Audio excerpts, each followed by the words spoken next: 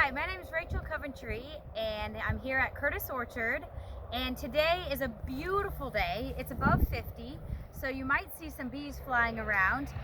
So that's my cue to come and check on our hives.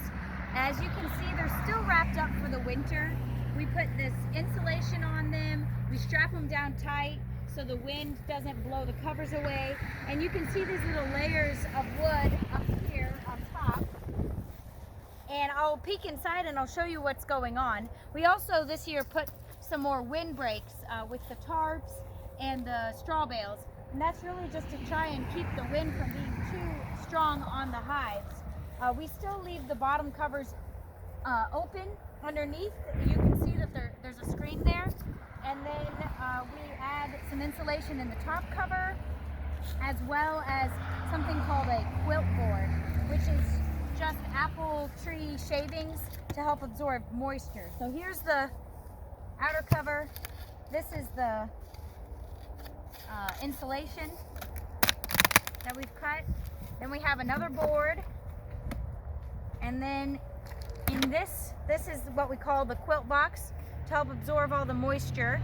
And then below that we have a board of sugar, and you can see in there we've got the bees. They're just working their way up that way.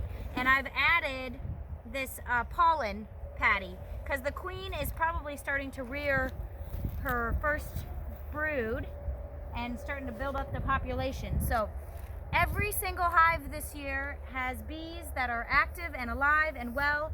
I didn't do a complete full inspection just because it's still pretty early, and there's not much I could do if there wasn't an active queen.